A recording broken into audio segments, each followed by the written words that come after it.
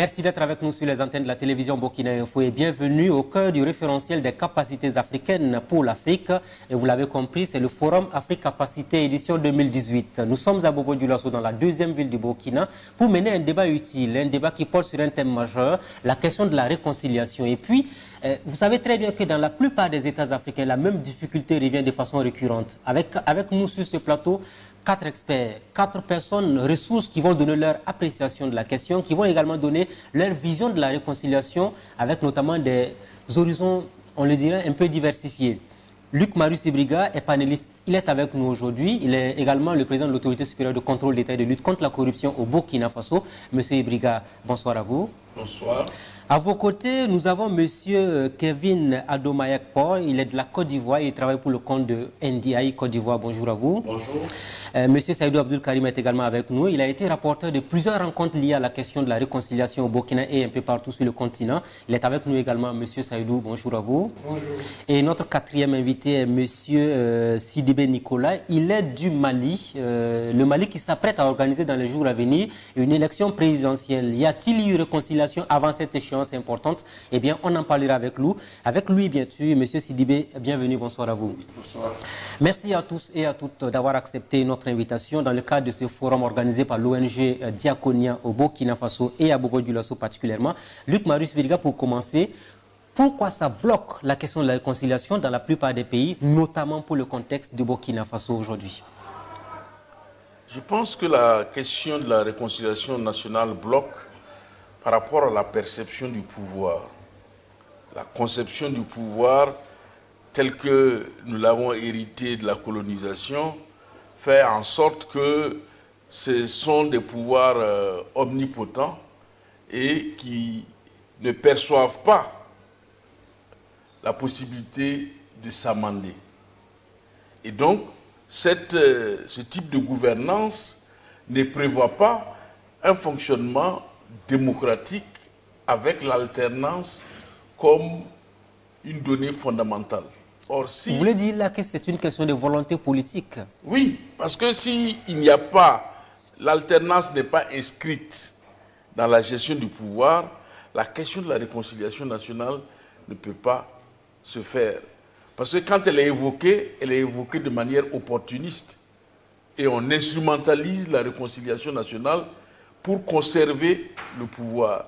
C'est-à-dire, quand on va à la réconciliation nationale, c'est une façon de... Parce qu'on sent qu'on risque de perdre le pouvoir et on cherche, par ce message-là, à récupérer, à reprendre la main. Et quand vous regardez au Burkina Faso, il y a eu le rapport du Collège de sages qui était clair, qui avait indiqué un cheminement pour une vraie réconciliation nationale. C'est un rapport qui date de 1998, au lendemain de l'assassinat du journaliste Norbert Zongo. C'est important. Et parce que les mouvements qu'il y avait dans la société burkinabé nécessitaient que les Burkinabés se retrouvent et se réconcilient. Et c'était, comme il disait, pour une catharsis dans la société. Maintenant, il se trouve que cela a été utilisé de façon opportuniste par le gouvernement de M. Blaise Compaoré en organisant une journée nationale du pardon et en évacuant les cheminements qui auraient conduit à la réconciliation nationale.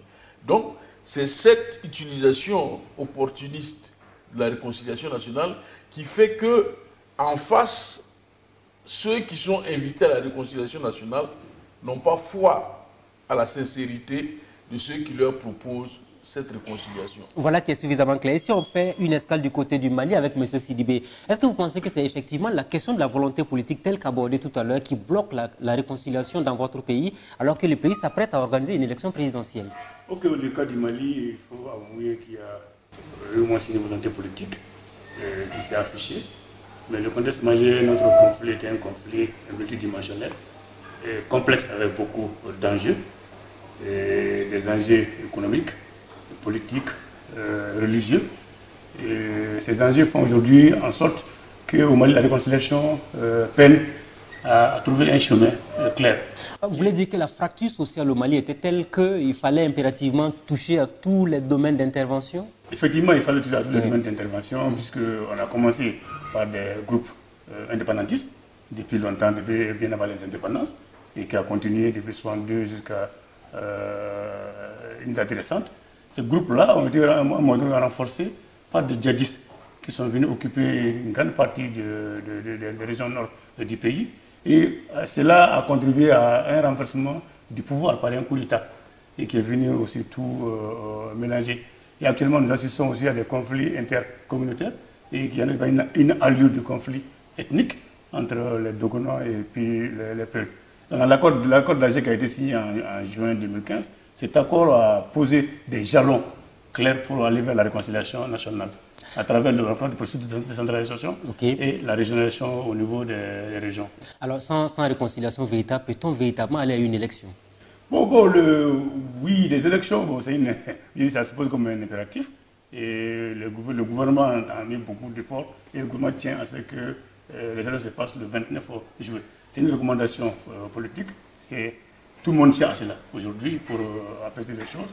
Mais il faut avouer que le contexte ne s'y prête pas à des élections. Il y a un problème sécuritaire. Même aujourd'hui, il y a eu des attaques dans la région entre les ethnies et les groupes indépendantistes. Les groupes indépendantistes ne sont pas toujours en accord avec le pouvoir de Bamako et le processus de paix. Alors, on a écouté le Burkina, on a écouté le Mali. Faisons un tour du côté de la Côte d'Ivoire. Là aussi, 2 mandats après Alassane Ouattara qui peine à rassembler les Ivoiriens autour de l'essentiel. Qu'est-ce qui bloque dans votre pays, monsieur Kevin Adomayak? Je vous remercie. Je pense que nos interlocuteurs ont bien diagnostiqué la situation. Il y a certes la question de la volonté politique, mais je crois qu'il ne faut pas oublier que la réconciliation est aussi un processus qui demande 2 choses qui me semblent essentielles. La première, c'est la volonté politique, mais deuxième chose, c'est vraiment une inclusion de l'ensemble des parties prenantes. Généralement, quand c'est un processus institutionnel qui est mis en œuvre, il faut nécessairement faire en sorte que les populations soient au cœur de ce processus-là. Et que, comme l'a dit le professeur, que ce ne soit pas manipulé par des acteurs politiques pour répondre à des agendas, mais qu'on donne vraiment la possibilité aux citoyens, pas seulement aux acteurs politiques, de pouvoir exprimer eux aussi leur regard, s'ils ont, sur la société et la manière de vivre ensemble. Est-ce que la difficulté, oui, allez-y, terminez. Dans le cas de la Côte d'Ivoire, il y a effectivement eu un processus institutionnel qui a été conduit par la commission Dialogue, Vérité et Réconciliation. Et puis après, nous sommes passés à l'étape de l'indemnisation des victimes avec une commission qui a été mise en place, qui a identifié à peu près 150 000 victimes et des modalités pour leur prise en charge en termes de réparation. Je crois, et ce qu'il faut encore plus pour la Côte d'Ivoire, c'est continuer dans ce sens-là du dialogue entre les différentes parties. Et c'est un élément clé qui peut permettre d'avoir un environnement plus apaisé en direction des élections en 2020. Et l'ensemble des acteurs politiques doivent vraiment y jouer un rôle très important. Est-ce que la question de la réconciliation n'a pas échoué sur le choix de la personnalité même en Côte d'Ivoire? On a vu Charles Konan Banny qui était vu comme quand même une personne d'une certaine neutralité qui a fini par jeter l'éponge parce qu'il était dans l'incapacité de mener à bien la mission à lui confier. Je pense qu'on ne peut pas dire que la mission n'a pas abouti totalement et qu'il a jeté l'éponge. Il y a une partie de l'opinion qui ne se reconnaissait tout de même pas dedans dans ce qu'il faisait. Oui. Je pense que le choix justement des personnes qui doivent animer un tel processus est très important. Mais dans le cadre de la Côte d'Ivoire, la commission est allée jusqu'au bout et a produit un rapport. Et il y a une suite après qui est celle de la prise en compte des victimes qui a été accomplie. La grande question, c'est le suivi de l'ensemble de ces recommandations. Parce que bien souvent, c'est des rapports qui sont établis avec des faits, mais il n'y a pas un suivi, tant au niveau de la prise en charge des victimes, mais également tout ce qui peut être fait comme des gestes forts, d'apaisement, de dialogue, de ramener tous les fils et les filles du pays autour de l'essentiel. Et je crois que c'est vraiment le point le plus important. Et bien souvent, les acteurs de la société civile ont un rôle également à jouer là-dessus. Et dans le cas de la Côte d'Ivoire, je pense qu'il y a un rôle important parce que la réconciliation n'est pas achevée. Et ça, je pense que tout le monde est conscient de cela. Il y a encore un certain nombre de détenus.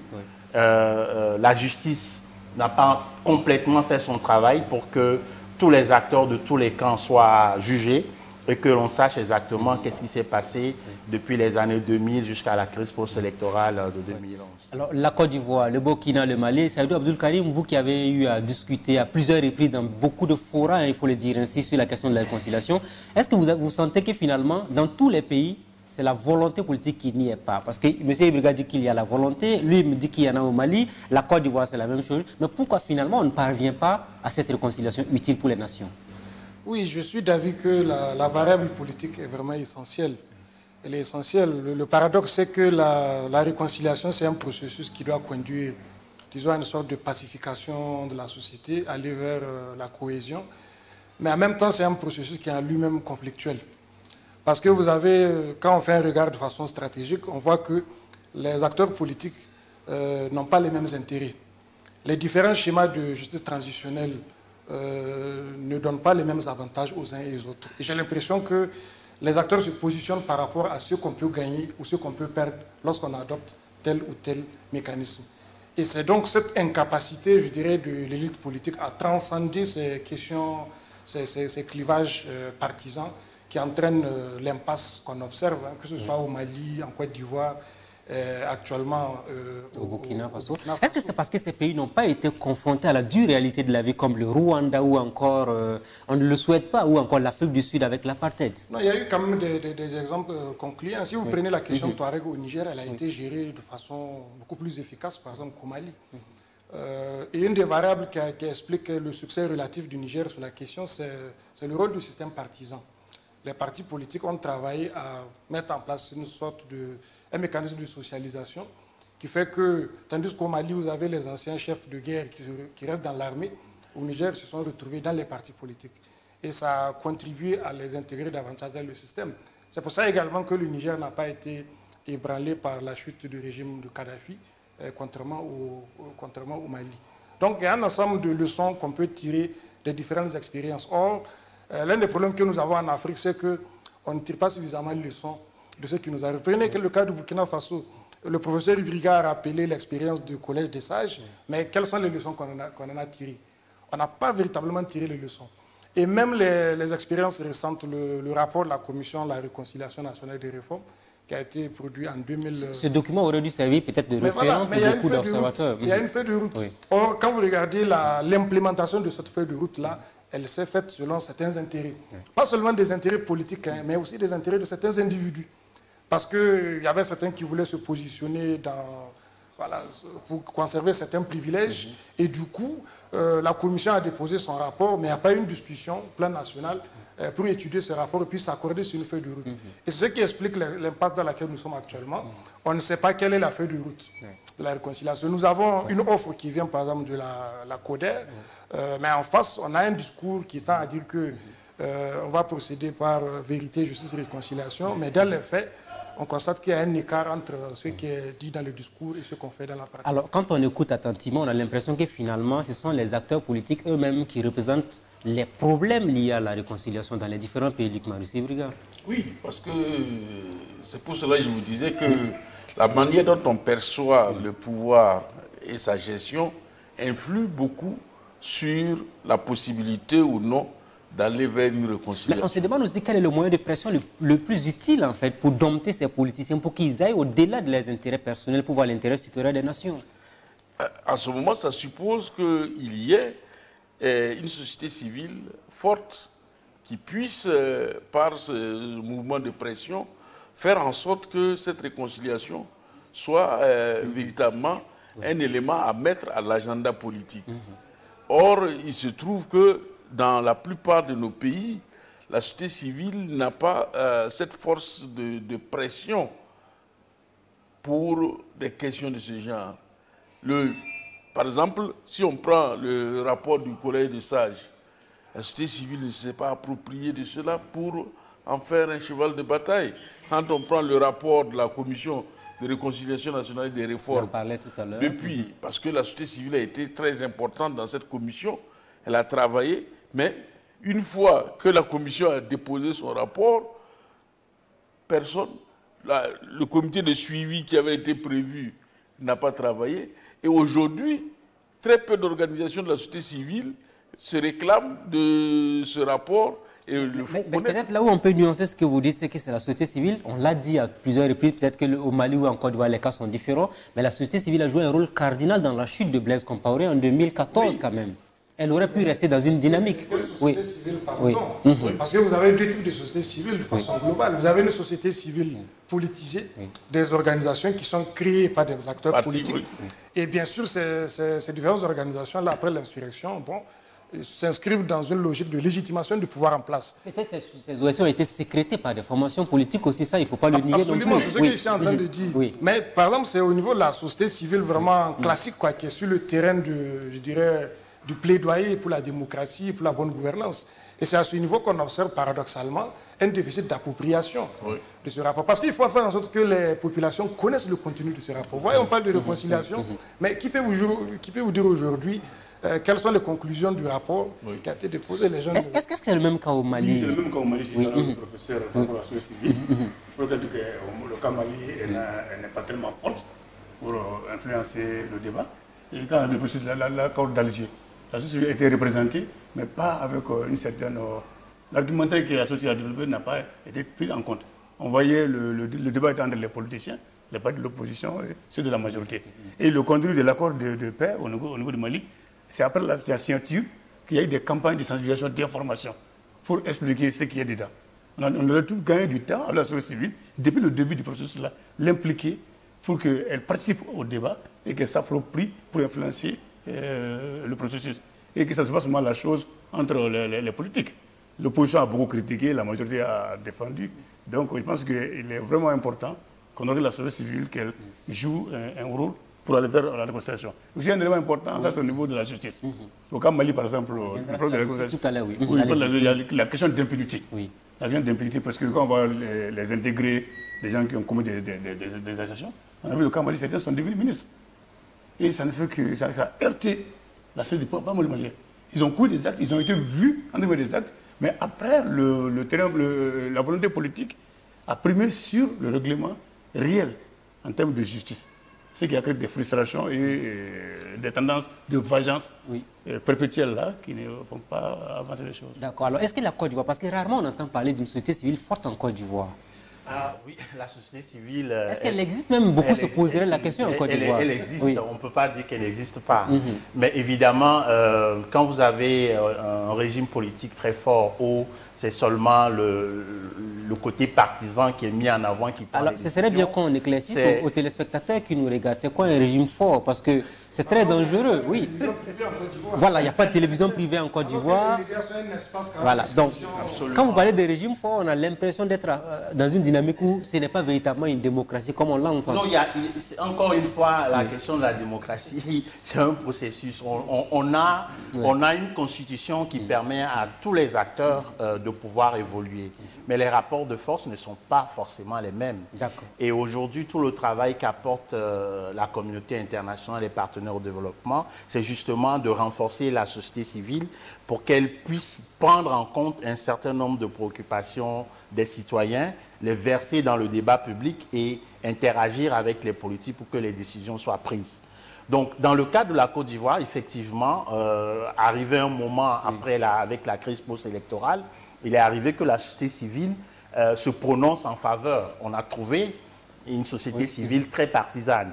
Et donc, elle aussi, elle a subi le coup de cette situation politique désastreuse. Et donc, après la crise post-électorale, on est dans une reconstitution d'une société civile qui essaye d'être plus professionnelle, qui essayent de s'organiser. Mais est-ce que ce sont les partis politiques? Est-ce que ce sont les partis politiques ivoiriens qui sont les porteurs de ces OSC? Parce que la dangerosité de la démultiplication de ces OSC-là, c'est que des partis politiques les sécrètent pour pouvoir les manipuler à soi éventuellement. C'est la même chose dans tous les pays. Je confirme en Côte d'Ivoire aussi, on peut avoir une société civile qui est très partisane, comme on pouvait avoir une société civile aussi qui est très professionnelle. Donc aujourd'hui, c'est toute cette reconfiguration qu'il faut mettre en place pour qu'elle puisse peser dans le débat sur la réconciliation. Mais il y a différents types d'organisations de la société civile qui travaillent sur ces questions, que ce soit les organisations des droits humains, les organisations de femmes, des journalistes d'investigation. C'est vrai que la question des médias est une question importante en Côte d'Ivoire. Il y aura bientôt quelques chaînes privées qui vont ouvrir, mais elles ne pourront pas faire d'émissions politiques, des débats politiques, c'est des chaînes généralistes. Et je pense qu'à ce niveau également, il y a des efforts à faire. Comme quoi au Burkina, il faut s'en féliciter, M. Ibilka, parce qu'il y a une certaine liberté d'opinion et d'expression. Il y a tellement de médias, les émissions politiques, ça se fait partout. Oui, ça, je pense que... Et l'encourager peut-être pour la Côte d'Ivoire aussi, sait-on jamais, si Alassane Ouattara nous regarde en tant que président de la Côte d'Ivoire. C'est quelque chose de très important à faire et qui donne un moyen aux organisations de la société civile de pouvoir toucher plus de personnes, d'autant plus que la société civile est pauvre en moyens pour pouvoir véritablement faire son travail de plaidoyer, de sensibilisation. Et l'existence de médias multiples offre une possibilité à cette société civile de pouvoir travailler. Et ce qui est important à voir dans le cadre de la réconciliation nationale, c'est que ce sentiment de vouloir être ensemble et de vouloir vivre ensemble, ce sentiment n'est pas très fort dans la mesure où, quand on prend dans le cas du Burkina Faso, nous n'avons pas eu un grand traumatisme qui ait touché la plupart des gens. Alors, quand vous parlez de réconciliation nationale, certains pensent que c'est un euphémisme et qu'il n'est pas nécessaire.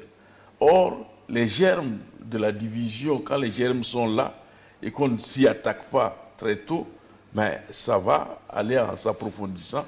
Et au moment où ça va exploser, on va aller vers une guerre civile. Je pense que le cas de la Côte d'Ivoire est là pour le montrer, le cas du Mali est là pour le montrer, où on a considéré, on a banalisé les choses et les choses sont allées en s'envenimant et ça a débouché sur une déflagration. J'aimerais vous entendre, M. Saïdou Abdoul Karim, sur la question des médias, la liberté d'expression. C'est un aspect important, c'est vous qui l'avez soulevé pour parler du cas de la Côte d'Ivoire, oui, effectivement.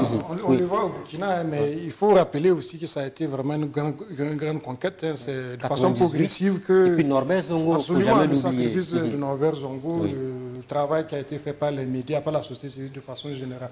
Donc c'est un travail de longue haleine, parce que même dans le contexte du Burkina, vous voyez aujourd'hui les médias publics, l'une des émissions les plus suivies, en termes d'émissions politiques, par exemple, c'est une émission qui vient de la télévision nationale, ce n'était pas le cas avant.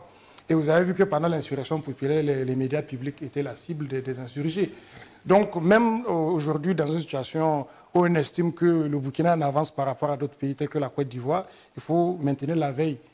Voilà, parce qu'on a vu les tentatives d'intrusion du gouvernement pour contrôler l'agenda au niveau de la télévision. Donc, c'est une conquête permanente de la démocratie.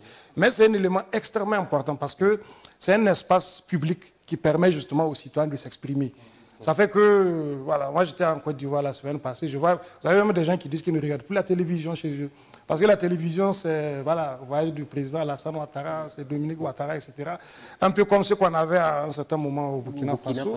Oui, mais avec le contrepoids des médias privés, ça permet quand même d'équilibrer, même si on n'arrive pas à avoir suffisamment d'espace pour s'exprimer. Monsieur Sidibé, vous voulez dire un mot là-dessus? Par rapport au Mali, le Burkina Faso, c'est une ouverture, mais le problème, c'est le problème de couverture territoriale de ces médias libérés.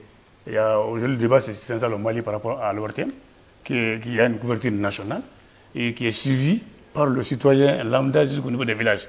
Donc, il y a lieu de travailler sur ça pour que... Il y a même des partis politiques d'opposition au Mali qui disent qu'il y a un accaparement des médias d'État par rapport par le président Ibrahim Boubacar Keïta et son équipe et l'opposition qui n'a plus droit à la parole.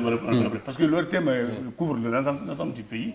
Donc, moi, on doit encore faire du travail à la société civile pour que ce média-là soit accessible à tous les partis politiques et à la société civile pour des débats citoyens de ce genre. Monsieur Kevin, alors, est-ce qu'aujourd'hui, le plaidoyer prochain, le plus important, le plus déterminant pour les OSC en Côte d'Ivoire, c'est la liberté des médias de pouvoir faire? Parce que vous avez parlé des médias généralistes. Au Burkina Faso, la tendance est de quitter ces médias généralistes parce qu'on trouve que ce n'est pas la musique, les séries, les télénovelas qui vont contribuer au développement et à l'instauration de la démocratie dans un pays.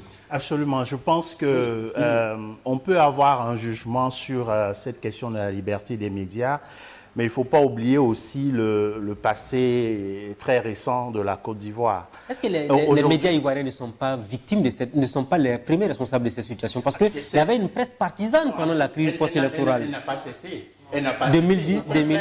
Oui. Au contraire, quand on voit les niveaux, par exemple sur la presse écrite, c'est une presse qui est très partisane. Ça veut dire que pratiquement chaque parti politique ou chaque homme politique a la presse écrite, a ses journaux. Et puis, ce qu'on appelle en Côte d'Ivoire la titrologie. Bon, vous voyez chaque matin les gens faire le tour et juste lire le titre. Et puis, bon, chacun brode sans avoir accès au contenu.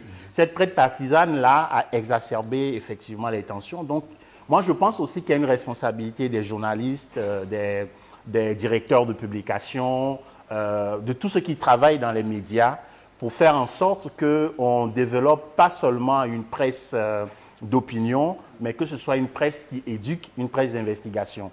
Et là-dessus, je pense que les organisations responsables des médias, les journalistes ont un rôle important. Deuxième élément que j'aimerais évoquer dans le cas de la Côte d'Ivoire, on voit aussi aujourd'hui une responsabilité très grande des réseaux sociaux, notamment Facebook, Twitter, et je crois qu'aujourd'hui, il y a un procès qui se déroule au Burkina d'un grand activiste qui serait détenu, et il y a eu la semaine passée tout un débat sur le rôle et la responsabilité des réseaux sociaux et de tous ceux qui sont activistes sur le web.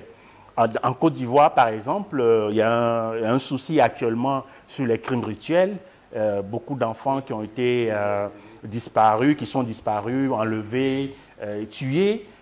C'est grâce aux réseaux sociaux que l'information est parvenue et il y a un fort émoi pour que le gouvernement puisse entreprendre des mesures, mais également que la justice puisse se saisir et faire ce travail-là. Je pense qu'il y a une compensation, ça veut dire que l'usage des nouveaux médias sociaux sont aussi un élément important qui peut aider à une libéralisation de la parole, mais c'est clair et net que le gouvernement devra faire des efforts pour libéraliser l'audiovisuel. Vous nous permettez d'ouvrir en même temps le débat sur les réseaux sociaux, M. Ibriga. Quand on voit souvent les dérives liées à ces réseaux sociaux, est-ce qu'on peut compter sur ces réseaux sociaux pour faciliter la réconciliation dans les différents États? Parce que ces mêmes jeunes qui sont sur les réseaux sociaux sont souvent des partisans de formation politique.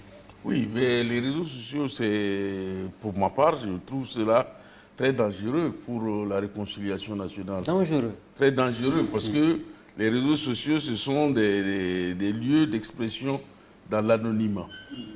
Et donc, l'exploitation qui en est faite par les partis politiques ou des groupuscules peut permettre de démultiplier une opinion en la présentant comme étant une opinion majoritaire, alors que c'est quelque chose d'organisé et une seule personne peut être assise devant son ordinateur et faire semblant comme si tout le Burkina Faso est... Et là, ça ne permet pas véritablement de mesurer l'idée de l'adhésion ou de la non-adhésion. Et ça, c'est quelque chose qui, à mon sens, est dangereux. Voilà pourquoi même ceux-là qui ont créé les réseaux sociaux contrôlent d'une certaine manière les réseaux sociaux et ils sont à même de faire en sorte que l'information est plus ou moins filtrée. Nous n'avons pas l'impression, nous n'avons pas l'impression de le sentir, mais si vous vous mettez à publier un certain type d'information sur votre page Facebook et autres, un jour ou l'autre, vous allez voir la police ou la gendarmerie venir chez vous. Et c'est là que vous allez comprendre qu'on s'intéresse à ce que vous publiez. Est-ce que M. Seydou Abdelkarim est d'accord sur le fait que les réseaux sociaux constituent un danger pour la réconciliation dans nos pays? Oui, je pense que tout dépend de comment on les utilise. Mais c'est un espace où vous avez beaucoup d'incertitudes, c'est un espace qui est difficilement contrôlable. C'est ça la grande question. C'est très difficile de réguler.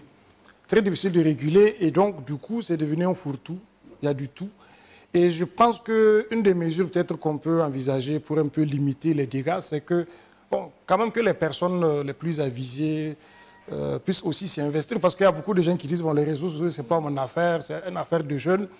Or, si les gens se désintéressent, ben, vous laissez le champ libre souvent à des extrémistes qui diffusent des idées très dangereuses, radicales, etc. Donc, il faut que les personnes sérieuses s'investissent davantage dans les réseaux sociaux parce que bon, c'est un fait qui est là, on ne peut pas s'en passer, c'est un espace d'expression. Peut-être qu'au départ, on aurait dû prendre des dispositions pour réguler. Vous vous souvenez, même pour la téléphonie cellulaire, quand ça a commencé, oui, voilà, on prend une puce, on a le téléphone. C'est après qu'on a commencé à demander aux gens de s'identifier. Donc ça, c'est un problème que nous avons en Afrique. C'est-à-dire tout ce qui vient de l'extérieur, on le consomme sans modération, sans nous interroger. Et aujourd'hui, on est surpris par ce qui nous arrive. Même la téléphonie cellulaire, il a fallu un moment qu'on dise aux gens, si vous n'êtes pas identifié, on va couper le numéro. Mais pour les réseaux sociaux, n'importe qui peut venir, je peux mettre la photo d'un chat ou d'un chien, et puis je dis ce que je veux. Donc, mais c'est le même argument que vous avez? Oui, j'ai le même argument et je pense que, comme il a dit, c'est difficilement contrôlable. Oui. Et ce qu'on peut faire, c'est déjà les initiatives au Burkina Faso aussi. On a vu les blogueurs qui sont formés, qui sont un peu éduqués, et pour qu'ils aillent à la vraie information.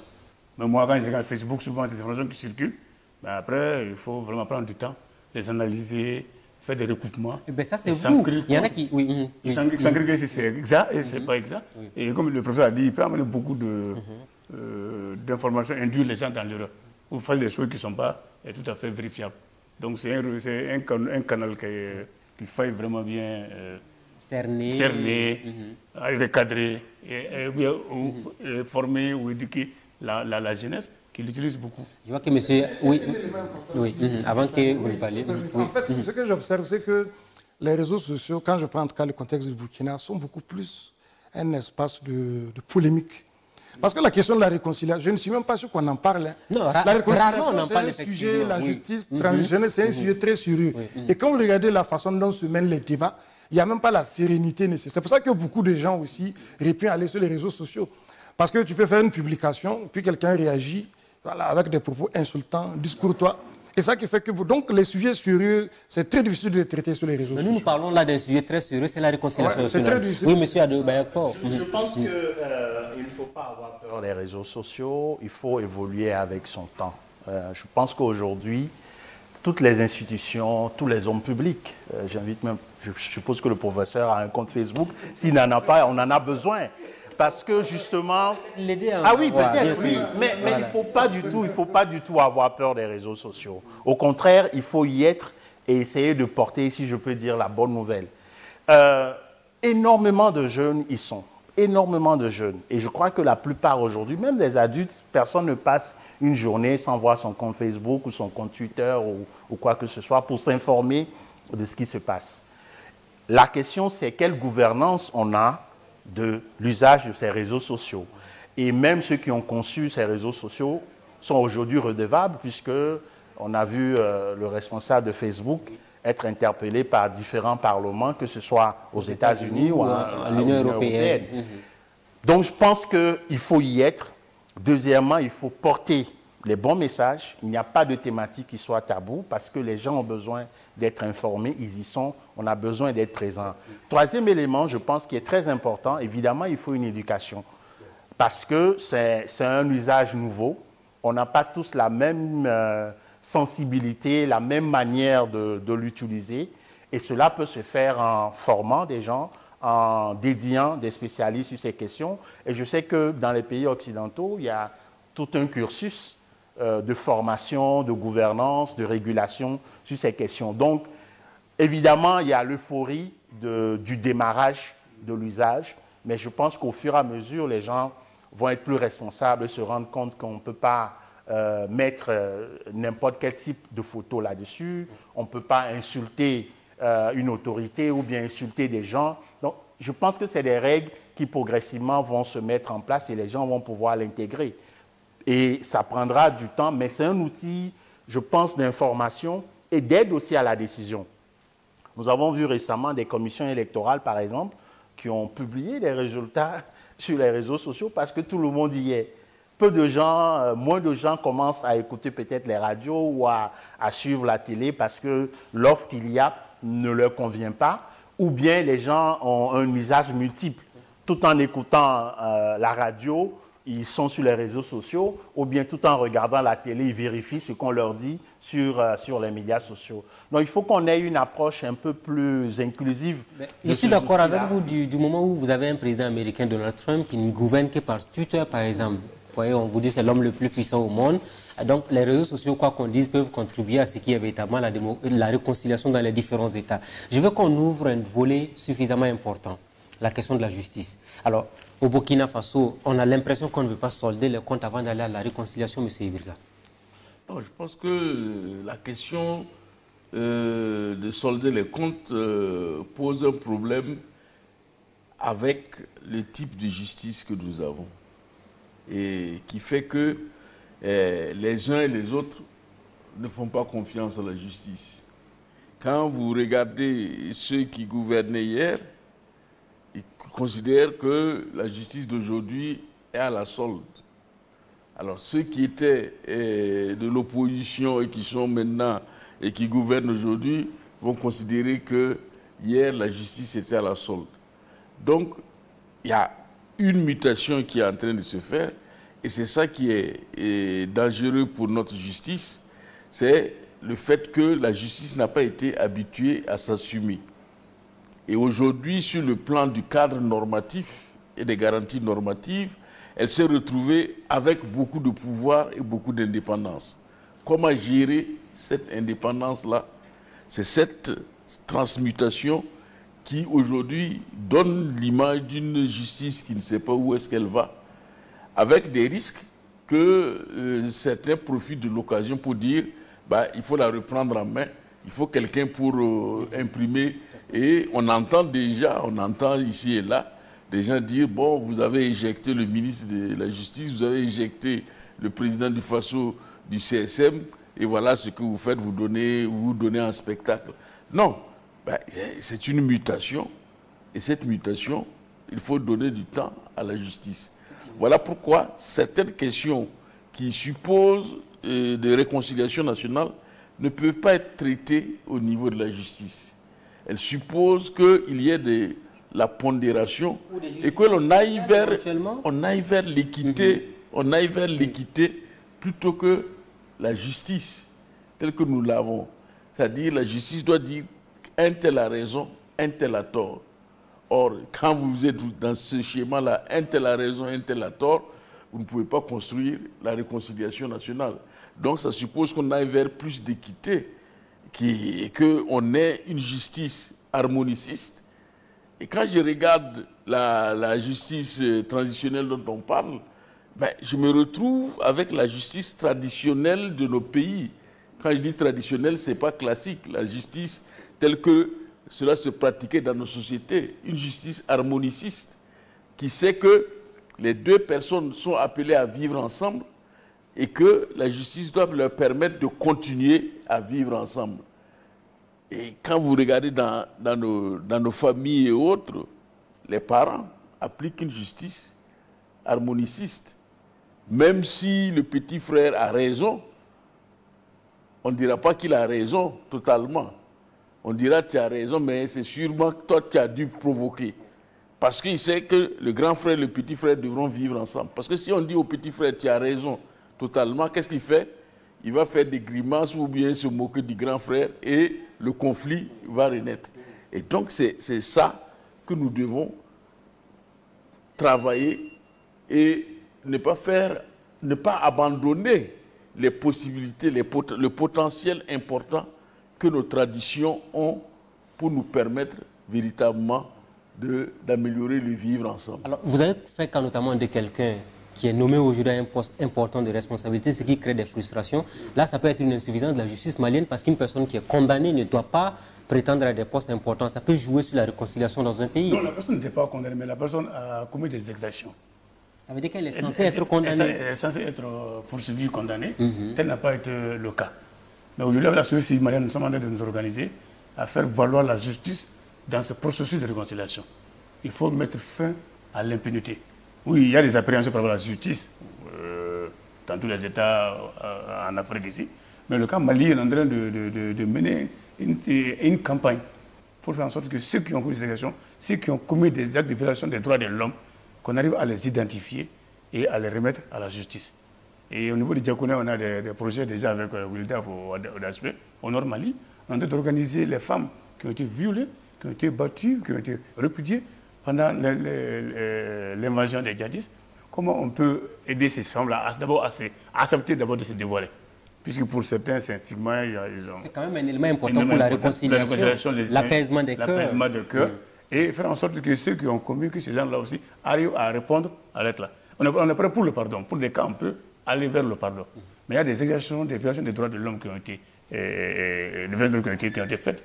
Nous demandons qu'il faut qu'on aille vers la réparation, il faut qu'on aille vers la condamnation de ces gens-là. Avant de revenir à vous, M. Saïd Abdul Karim, je voudrais qu'on passe par la Côte d'Ivoire. Alors, 3000 morts, ce sont les chiffres officiels qui ont été communiqués au lendemain de la crise post-électorale. Et jusqu'à l'heure où on se parle, j'ai eu à faire une interview avec Pascal Afin-Guessan du Front populaire ivoirien qui me disait en substance, nous n'avons qu'une justice des vainqueurs, donc il n'y a pas de réconciliation possible en Côte d'Ivoire. Oui, je pense que même si l'on va vers une justice transitionnelle, il est clair que notre justice classique doit avoir les moyens d'aller jusqu'au bout. Dans le cas de la Côte d'Ivoire, effectivement, pour le moment, toutes les personnes qui ont été condamnées ou sont en justice viennent seulement d'un camp. Et on sait effectivement que c'est un affrontement entre deux camps. Et donc, nécessairement, beaucoup d'organisations des droits humains appellent à ce que la justice nationale, qui a déjà un certain nombre de dossiers, puisqu'il y a une cellule d'enquête spéciale qui a été mise en place, qui a investigué et qui a identifié dans les deux camps des personnes qui ont été auteurs de violations massives des droits humains et qui doivent être donc jugés. Évidemment, je pense que la justice, dans un processus de réconciliation, doit être au service de la vérité, doit être au service aussi de la réconciliation. Et souvent, les gens essayent d'opposer la justice transitionnelle à la justice classique. Je pense qu'il n'y a pas de raison d'être. Il y a un certain nombre de délits sur lesquels tous les acteurs et les citoyens conviennent qu'elle passe par une justice transitionnelle et que ceux qui ont fauté puissent venir devant les victimes, reconnaître leur responsabilité et donner leur version des faits et recevoir, si on peut dire, la solution. Mais ça ne doit pas empêcher que la justice puisse aller jusqu'au bout. Dans le cas de la Côte d'Ivoire, on a un gros souci actuellement, c'est que la justice, comme on dit, le temps de la justice est différent du temps des hommes, mais arrivé au moment, il faut bien que ça coïncide pour que les citoyens puissent avoir accès à ce droit et surtout, le plus important, que ça ne se répète plus. Saïd Abdul Karim, à vous à présent, est-ce que c'est le type de justice finalement qui pose problème sur la question de la réconciliation? Il a parlé de la différence qu'on crée aujourd'hui entre la justice transitionnelle et la justice classique. Oui, je suis d'accord avec lui que les deux sont complémentaires. Il n'y a pas d'antagonisme majeur. Voilà, parce que ces conflits doivent être l'occasion même pour nos pays, par exemple, de refonder l'État de façon générale. Parce que quand vous dites présomption d'innocence, vous dites un avocat s'est déporté, qu'est-ce que ça veut dire dans nos langues nationales? Est-ce qu'à cause, par exemple, d'une affaire de vol de chèvre, on doit se retrouver devant un tribunal de primaire, de seconde instance, etc. Donc il y a toute cette problématique de la refondation même de l'État, notre cadre normatif, qui n'est pas toujours en harmonie avec notre vécu quotidien. Donc il faut, dans le cadre de la légitimation de l'appareil judiciaire, faire cette réflexion holistique-là. Moi, j'inscris ça dans le cadre de la réforme de l'État, de façon générale. Alors, quand vous prenez le cas du Burkina, si vous prenez le rapport de la Commission de la réconciliation nationale et des réformes, on a évoqué justement les méthodes traditionnelles qu'on peut convoquer pour nous aider justement à sortir de cette situation. Mais la question fondamentale est de savoir quels sont les cas, les affaires pour lesquelles on va devant la justice classique et quelles sont les affaires pour lesquelles on va opter pour une approche. Alors, qu'entendons-nous par... C'est bien de préciser ça pour les téléspectateurs. Que faut-il entendre par méthode traditionnelle? Les méthodes traditionnelles, c'est par exemple utiliser les méthodes que nos sociétés ont toujours utilisées. C'est-à-dire que l'objectif de la justice, ce n'est pas de dire que toi tu as gagné, toi tu as perdu, mais c'est de réconcilier les populations. Et ça, c'est ce que Joseph Kizerbo décrit par exemple dans ses travaux. C'est-à-dire que le consensus que nous avons utilisé d'ailleurs au niveau de la réforme constitutionnelle ne veut pas dire unanimité, mais ça veut dire que personne ne fait objection. Et Amartya Sen le dit, la démocratie, c'est le gouvernement de la discussion. Et c'est ce type de démocratie que les sociétés africaines pratiquaient avant la colonisation. C'est-à-dire que ce n'est pas une affaire où on dit que, bon, comme en Grande-Bretagne, ceux qui sont pour ou contre l'Union européenne, on va voter. Non, on ne vote pas, on discute. C'est ce que nous avons fait au niveau de la Commission constitutionnelle. Chaque fois qu'il y avait une question qui divisait, on discute jusqu'à trouver un compromis. Et ça, c'est quand même un des mécanismes que les sociétés africaines ont trouvé qui constitue le socle de leur stabilité. Ce qui fait la stabilité des sociétés africaines, c'est quoi? Ce n'est pas les institutions formelles, hein. C'est la culture de dialogue, la tradition de dialogue, la coexistence pacifique. C'est ça qui constitue le secret. Si vous partez au Sénégal, les Sénégalais vous diront que mais ce qui fait la force de la démocratie sénégalaise, c'est moins la constitution sénégalaise que la parole des autorités morales. C'est la même chose au Burkina Faso. Les autorités, aucune crise politique majeure n'a été résolue par les institutions.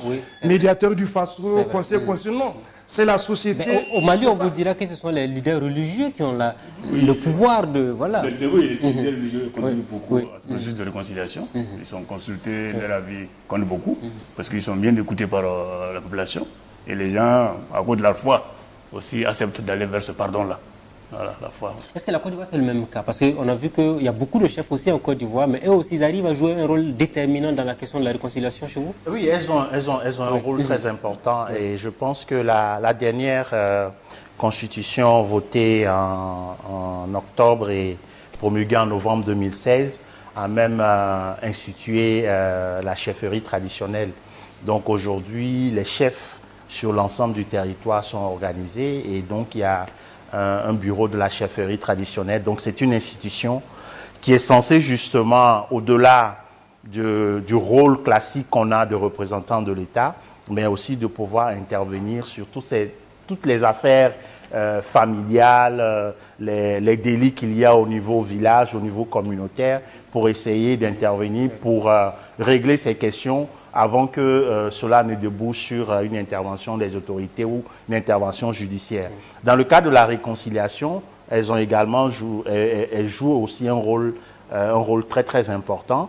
Et je crois que le fait de l'institutionnaliser va permettre à la Côte d'Ivoire de pouvoir avoir un maillon essentiel pour faire prospérer la coexistence pacifique au niveau du pays. Nous sommes pratiquement en fin d'émission. Je commence par vous, M. Sidibé. Quelle solution préconisez-vous finalement pour qu'on puisse avoir la réconciliation en Côte d'Ivoire, au Mali, au Burkina, un peu partout dans le monde quand il y a crise finalement? Quelle est la meilleure thérapie que vous vous proposez? D'abord, il faut d'abord valoriser nos valeurs culturelles. Dans le cas du Mali, par exemple, il y a le cousin de la plaisanterie, la micro-tradition qui existait pour la réconciliation nationale. Il faut privilégier ces aspects-là. Et aussi, il faut, comme on a dit, la société civile. Il faut vraiment engager la société civile dans ce processus, faire des débats ouverts et faire en sorte que aussi ceux qui ont perpétré des agressions puissent être identifiés et aussi aller vers une vérité par la justice. Aussi la volonté politique. Il faut que les gouvernants aussi acceptent d'aller dans ce processus-là de façon ouverte. Évitons un peu, on sent que dans beaucoup de processus, il y a la manipulation de l'extérieur. Les choses sont souvent élaborées à l'extérieur et on voit une certaine imposition que le gouvernement souvent a tendance à appuyer. Ça veut dire le cas du processus d'Alger, le processus de Ouaga pour le cas du Mali. C'est des processus qui ont été conçus de l'extérieur. Après, on vient maintenant faire la campagne de sensibilisation d'information pour que le peuple puisse y adhérer. De rattraper les choses. Et rattraper les choses. Donc, je pense qu'il faut, depuis le début, il faut poser les jalons d'un débat franc et qui implique toutes les couches sociales de façon inclusive. Et aussi traiter la question avec équité. D'accord. Sadou Abdul Karim, qu'est-ce que vous proposez? Oui, je pense essentiellement trois choses. Il faut qu'on lance le débat, notamment pour le cas du Burkina Faso. Qu'est-ce que c'est que la réconciliation? Si vous regardez dans le discours public, on n'a pas la même approche quand on écoute la CODER, quand on écoute le H-Kouroun, etc. Donc, s'accorder d'abord sur le concept. Si le concept gêne, on peut trouver un autre concept, peut-être même en nous inspirant de nos langues nationales. Deuxième chose, il faut qu'on s'accorde sur la question de savoir est-ce qu'il y a crise au Burkina Faso. Là aussi, les avis sont divergents. Est-ce qu'il y a une crise qui nécessite d'aller vers une justice transitionnelle, d'aller vers une réconciliation? Et troisième chose, comment y arriver? S'accorder sur une feuille de route de façon consensuelle pour qu'il y ait une sorte de d'harmonie, en tout cas dans la façon de percevoir la question et surtout dans le mode opératoire. Je pense que c'est ça qu'on peut envisager comme priorité aujourd'hui pour le cas du Burkina Faso. Ça va permettre justement au H-Kroun d'avoir une feuille de route claire, acceptée de tous. Voilà qui est clair. Peut-être la Côte d'Ivoire, on va demander plus de liberté d'expression et de presse. Alors. Oui, c'est des éléments effectivement. Mais je pense que dans le cas de la Côte d'Ivoire, on a eu un processus qui dure depuis bientôt 10 ans. Et je pense qu'il faut faire un bilan d'État pour savoir où est-ce qu'on en est aujourd'hui. On a des enjeux importants, celle de faire en sorte que la justice soit équitable pour tous, donc que ce ne soit pas seulement un camp qui soit traduit en justice, mais également qu'on avance sur tous les autres dossiers complémentaires pour que l'ensemble des acteurs prennent leurs responsabilités. Et je crois également qu'on doit aussi approfondir le dialogue politique, parce qu'une bonne partie d'Ivoiriennes ou d'Ivoiriens, comme l'a dit M. Seydou, ne regardent pas la télé, sont en marge de tout le processus politique, le processus électoral, même le processus de gouvernance. On va vers des élections locales bientôt, en septembre, octobre de cette année, qui est vraiment une élection où les citoyens se sentent le plus concernés, parce que c'est des élections de conseillers municipaux, de conseillers régionaux. Mais quand une partie de la classe politique estime qu'elle ne doit pas y être parce qu'elle remet en cause une commission électorale ou remet en cause un fichier électoral, je pense qu'on n'est pas dans un processus politique inclusif. Il y a aussi, je crois, dans le cas de la Côte d'Ivoire, une responsabilité importante des acteurs politiques. J'étais aujourd'hui à ce forum Afrique Capacité et justement le professeur faisait ressortir et l'ensemble des acteurs disaient ce qui est le plus important, c'est le pays. Donc, qu'est-ce qu'on a de plus important que le pays? Faire en sorte que tous les fils et les filles se retrouvent ensemble. On peut avoir des divergences, mais quel est le socle commun sur lequel on veut avancer? Si on balise ce terrain, j'espère qu'on aura en 2020 une transition pacifique pour une première en Côte d'Ivoire et que le pays pourra continuer sur ses avancées. Et avant de mettre fin à cette émission, vous avez été le premier à intervenir, vous serez le dernier également. Alors dites-nous, vous proposez quoi exactement pour sortir nos différents pays de cette difficulté à aller à la réconciliation véritable? Je pense que la réconciliation nationale suppose deux choses importantes dans nos pays. C'est la question de l'éducation.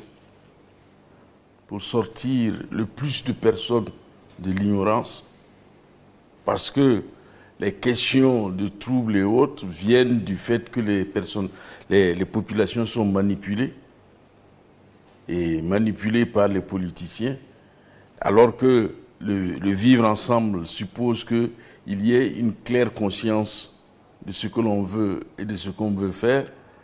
Et deuxièmement, c'est l'élévation du niveau de citoyenneté. L'élévation du niveau de citoyenneté est un facteur très important parce que si l'ensemble des citoyens pensent qu'ils ont leur mot à dire sur la gestion de la chose publique, en ce moment, ils feront en sorte que cette gestion-là, ceux qui gèrent, aient à rendre compte. Et donc, je terminerai en disant que par rapport à cette question de la réconciliation nationale, on devrait donner comme symbole à tous les États africains la symbolique du vase de Guézo, qui disait si tous les fils du pays pouvaient par leurs mains assemblées boucher les trous de la jarre percée, le pays serait sauvé. Eh bien, c'est sur cette pensée bien utile que nous mettrons fin au rendez-vous de ce jour. Monsieur Saïdou Abdou Karimi était avec nous, merci à vous. Monsieur Sidibé Nicolas du Mali, merci également. Monsieur Kevin Ado Mayakpo, il fallait chaque fois que je me réfère à mes notes pour pouvoir prononcer votre nom.